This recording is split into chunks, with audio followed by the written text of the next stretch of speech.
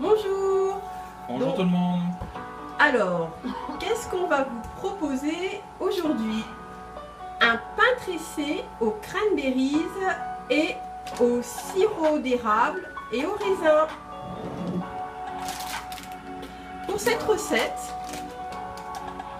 il vous faudra alors les ingrédients.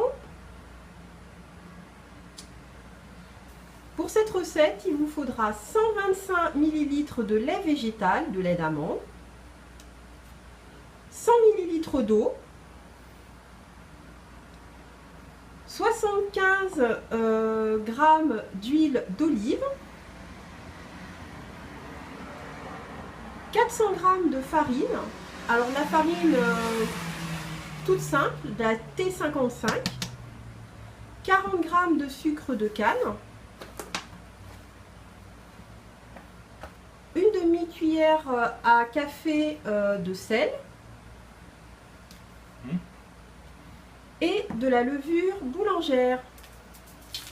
Alors cette recette, merci, aux cranberries, donc en fait on va faire une compotée de cranberries. Donc la compotée de cranberries, il vous faudra des cranberries en fait séchées, du raisin,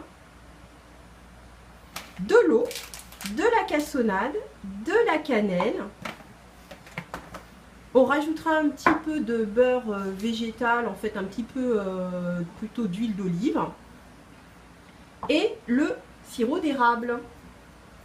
On va commencer à mélanger ensemble le liquide, c'est-à-dire l'huile et le lait d'amande.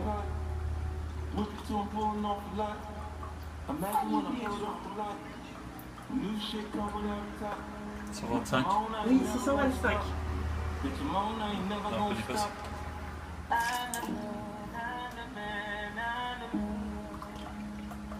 Voilà.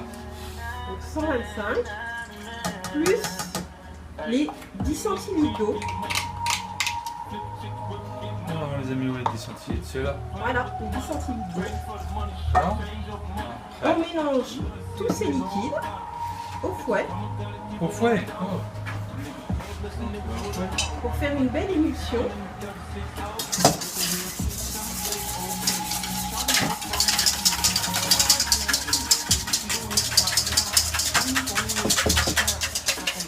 Et on va rajouter la farine pour la levure, pardon, pour diluer le tout.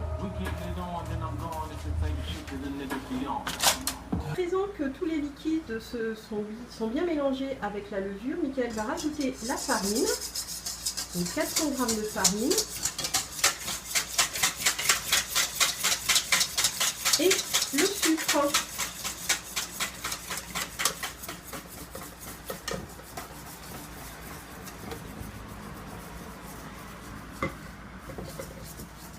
Donc tout sucre, tu me dis combien? 40 g de sucre. Ok. Donc, on va se mettre à pétrir la pâte. Si vous avez un robot, utilisez-le. Pour l'instant, la pâte est relativement liquide. Il ne faut pas hésiter à rajouter de la farine pour la rendre un petit peu plus consistante. Donc après ça, on réalise la compotée de cranberries et de raisin. Alors, pour réaliser cette compotée, il vous faudra des cranberries, donc à peu près 10 grammes, à peu près aussi 20 grammes de raisin, un peu d'eau, donc là on a rajouté 5 centilitres d'eau, et 2 cuillerées à café de cannelle. À présent, Michael, pour que ce soit un petit peu caramélisé, va rajouter 4 cuillères à soupe de sirop d'érable.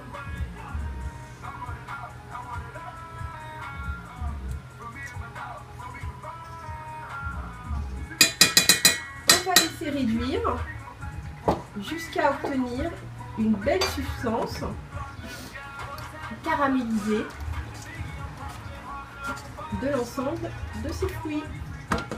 Fait plus d'1 heure que la pâte a posé, donc on la dégaze à présent pour pouvoir l'étaler sur du papier sulfurisé. Alors toujours travailler la pâte à brioche, pâte à pain, enfin fond de tarte, n'hésitez pas à rajouter de la farine.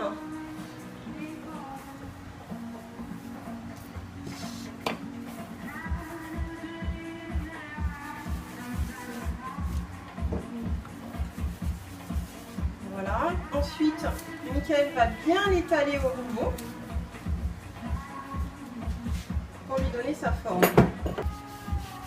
Vous pouvez aussi fariner le rouleau, comme ça la pâte n'attachera pas à l'instrument, effectivement.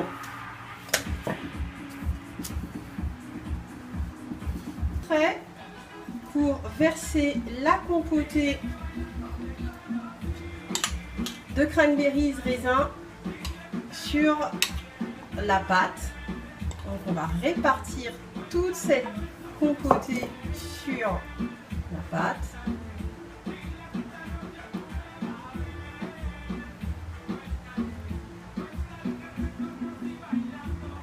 Essayer de faire ça de façon uniforme. On n'en a pas trop mis parce que c'est extrêmement sucré.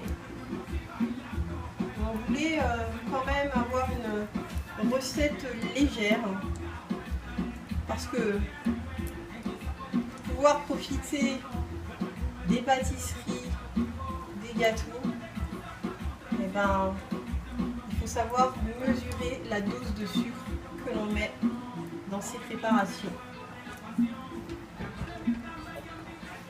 Étape de la mise en forme, on coupe le roulé en deux dans le sens de la longueur.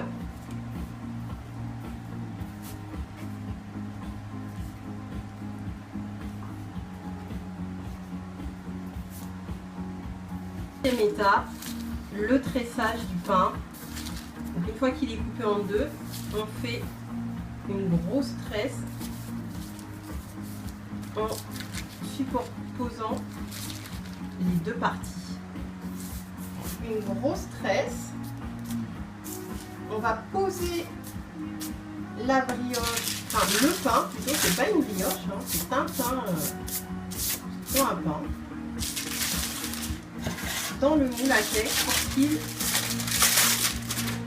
monte encore une dernière fois avant le passage au four.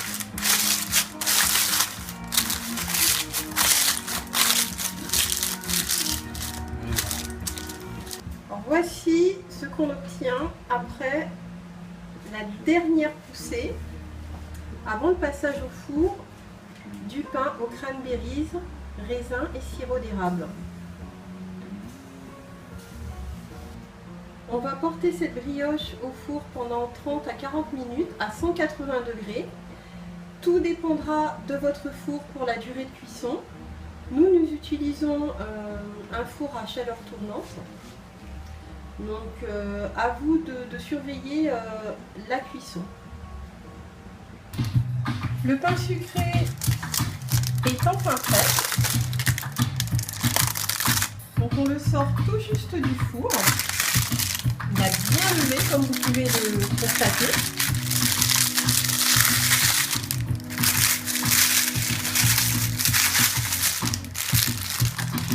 Il se conserve directement, enfin pas le laisser à l'air surtout.